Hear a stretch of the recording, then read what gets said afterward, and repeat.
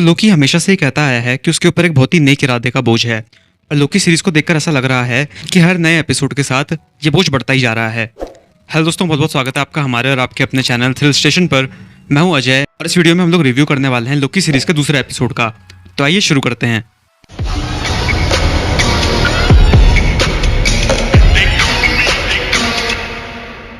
तो Loki series के पहला एपिसोड की तरह याला एपिसोड भी एक कोर थीम के अराउंड घूम रहा था। फर्क बस ये था कि जहां पहले एपिसोड का कोर थीम था इमोशंस, क्योंकि वो पूरा एपिसोड इमोशंस के अराउंड लिखा गया था और इमोशंस को काफी हद तक हाईलाइट भी किया गया था। और इसी तरह सीरीज का दूसरा एपिसोड मेजरली फोकस करता है कैरेक्टर्स के इंटेलिजेंस पर। यहाँ पर मेन कैरेक्टर्स के इंटेलिजेंस को काफी डिटेल में दिखाया गया है, जिसके अंदर सबसे ज्यादा इंप्रेस किया है बेशक लोकी ने, जिसने अपनी सीरियस साइड को दिखाते हुए अपनी स्मार्टनेस, इंटेलिजेंस और नॉलेज को बहुत ही खूबसूरती से दिखाया है। और इस लेवल की क्लेवरनेस पूरे मार्वल सिनेमैटिक यूनिवर्स में लोकी के कैरेक्टर में पहले कभी देखने को नहीं मिली, क्योंकि बहुत सी चीजों में लोकी का नॉलेज टीवीए को भी सरपास कर देता है। जहां वो इल्यूजन प्रोजेक्शन और डुप्लीकेशन कास्टिंग को बहुत ही अच्छी तरह से एक्सप्लेन करता है और इतनी डिटेल में इन दोनों पावर्स के बारे में टीवीए को भी नहीं पता था।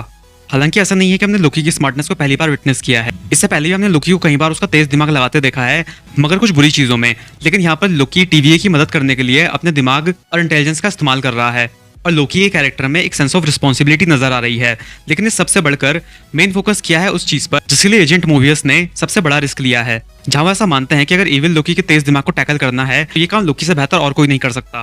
और लोकी ने कुछ ही क्षणों में ऐसा करके भी दिखा दिया, जहां उसे बस कुछ ही समय लगा इविल लोकी के प्लान को समझने में। और एजेंट मोबियस भी ये देखकर हैरान थे कि लोकी के किए हुए अजम्पशंस वाकई सच साबित हो रहे थे।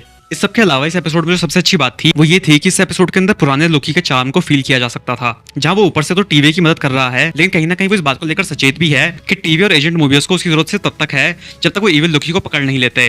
और इविल लोकी को पकड़ने के बाद इस बात की कोई गारंटी नहीं है कि वो लोकी को छोड़ देंगे। और ये चीज पूरे एपिसोड के अंदर लोकी की बॉडी लैंग्वेज में दिखाई देती है कि कुछ तो है जो उसके दिमाग में चल रहा है। और भले ही उसके और मोबियस के बीच में एक बहुत ही अच्छा बॉन्ड डेवलप हो गया है, लेकिन इस सब के बावजूद भी वो मोबियस पर पूरी तरह से भरोसा नहीं कर सकता।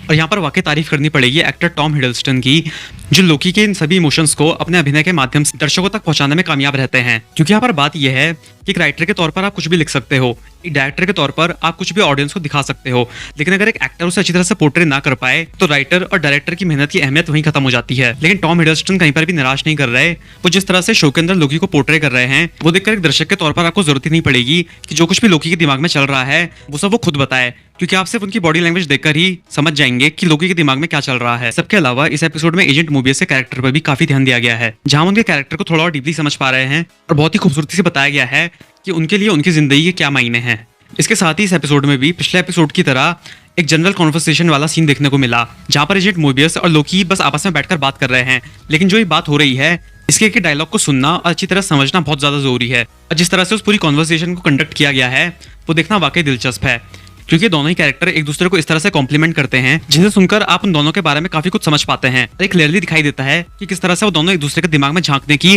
और एक दूसरे के थॉट प्रोसेस को समझने की कोशिश कर रहे हैं।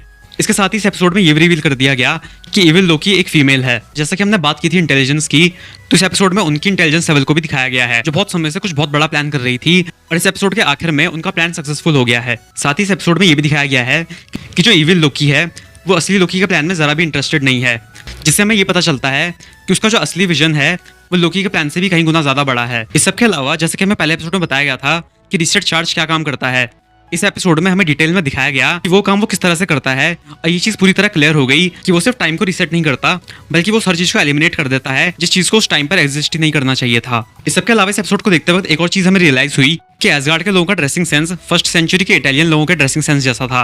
अब ऐसा हमने क्यों कहा आप समझ गए होंगे अगर आपने एपिसोड देखा है। अगर नहीं देखा तो जाकर देख लीजिए, आपको समझ में आ जाएगा।